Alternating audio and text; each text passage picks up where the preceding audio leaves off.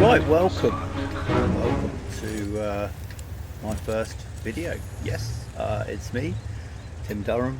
I have been playing World of Tanks since the beginning. I think I wasn't a tester, but I joined it shortly after it started. And this is one of my first premium tanks that I bought. So way back when, after I played it for about 2-3 years, I decided to fork out some cash for a Type-59, which is quite rare now in the game.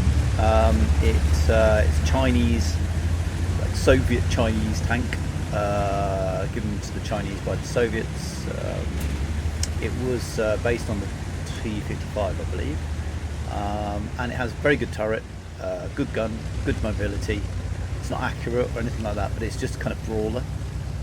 But what I do put on it is the CVS system, because I do like to have vision, be able to see through bushes, and to help my allies by spotting early on. Yeah, why did I start playing World of Tanks? Well, really, World of Tanks was the first sort of more, what are they called? Mass multiplayer, whatever it is, game that I came across. And I love tanks. I always have. It's always been a fascination for me. It's something about the way they look at you. It's one of the few vehicles that just turns around and goes, "Oh, you're there," and there's something quite weird about that. So here you can see I'm kind of waiting. The maps have changed a lot since I started playing. I was playing in the days when you could hang off the edge of a cliff and have a butcher's.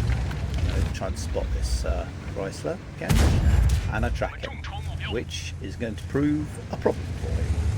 Very shortly, Mr. Projector 66 is going to help him to most of his hit points. Nom nom nom nom nom. Get Mr. Projector 66. So, why World of Tanks?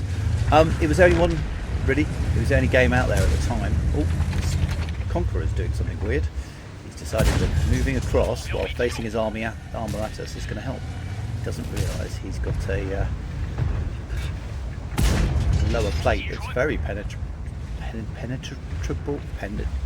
I can penetrate his lower plate. That sounds awful. Penetrated his lower plate. Didn't like it.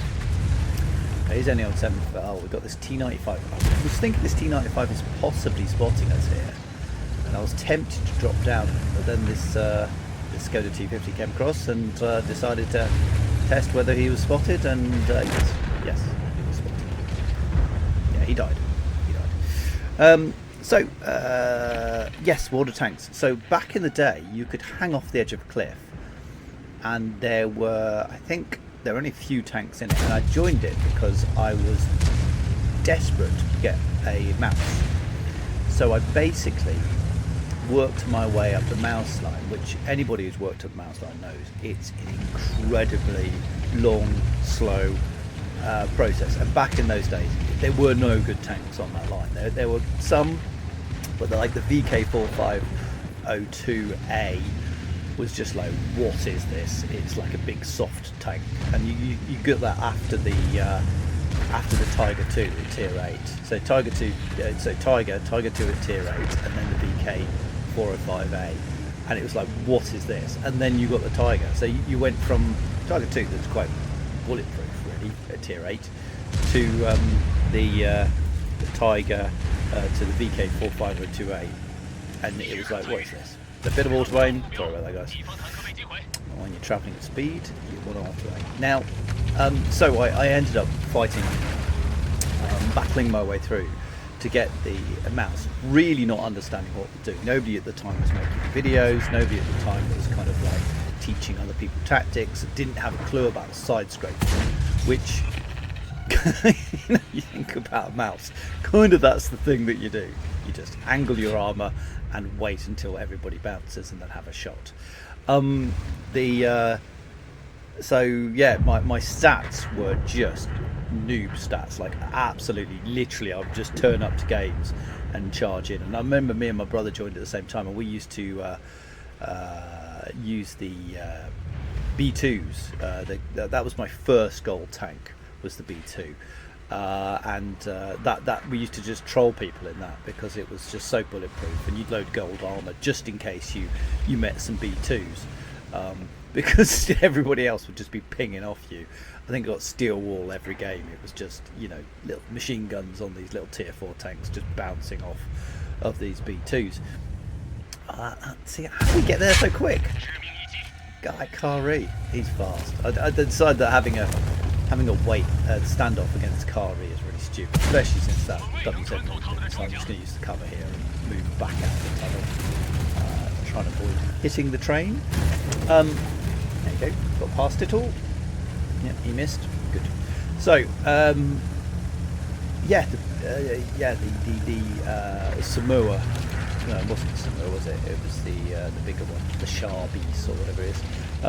But it was released early, and it was released as a German tank, as a gold tank, and that was the first thing I ever bought. Shot? No, nothing there. So, why World of Tanks? Well, it was the only game out at the time. You know, I started this 15 years ago, and back then, really, what I was playing was stuff like sort of 15 years ago. God, what are we talking about? Talking about 2011. So I was playing a lot of like one-person kind of shooters, you know, and you know, there was a lot of kind of games where you would, you know, not Age of Empires, but that kind of thing. You know, they were very popular. That was really the only ones that had kind of mass players online working together. Now he's gone. I'm going to go and see if I can get some vision. Oh, WZ, I think he's seen me. He has. Good. Hide behind this rock. House. It's like a rock made by people. Yeah. So back then it was a much simpler game, but it had something. I think it was definitely the kind of battle royale, 15 versus 15, this kind of setup, closed map, you know, playing off against real people, and also because it could function on real donkeys of machines, everybody could play it. So you had a lot of players online, a lot of players from Poland. Early on it was all Polish players. It was amazing. And obviously on the EU server it was mostly Poland who were represented. I learned a lot of swear words in Polish playing this game, because obviously people would just offload, and I've made a lot of friends playing this game. You know, my friend Valston, who I play D&D with, I met him through this, and we have remained friends ever since, and he's in Finland. So it's kind of you know, it's one of those games, I think, that had kind of very universal appeal, and I think because it's Russian, it is hard. Like, as a game, it's quite unforgiving, and the RNG really adds to the feel of a certain amount of realism, because the RNG, a random number generator, basically what it does is it creates it stops shots from hitting automatically. So in a lot of games like Fortnite and stuff, you shoot, you hit, that's it. You know, put the Centurion now. Oh, he took a nasty hit. Oh, nice spotting. Nice little shot into his backside. Oh, he bounced. Oh, sorry, mister. Centurion really isn't that good in this game. It's a shame, because it's such a brilliant tank. And it feels like it's on the wrong tier. I feel like it should be a tier 7. Because it's kind of a Cold War tank. I'm just trying to get this A phase 1 to move up, because he hasn't realised, I think, that the game has just disappeared on. So there's only 4 tanks left. 3 of them are spotted. I wonder where the last one is. I'm thinking this Centurion 5-1 that would eat me, because Centurion 5-1 is good. Because it's got an amazing gun on it. It's going to eat me. So this is why I'm being a little bit cautious going into the spotting circle. What other things? So the spotting mechanics were there. Oh, hello. Wow. Okay, this is lucky, but yes, sometimes a bit of luck is all you need.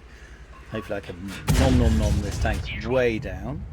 Hopefully everybody else is busy fighting everybody else, and I can just have free. But no, well, there you go. That happens. BZ116, Steel Baby 2015. So he started playing this game He was born after I was, yeah, that makes me feel old. I started playing this game in 2011. He was born in 2015.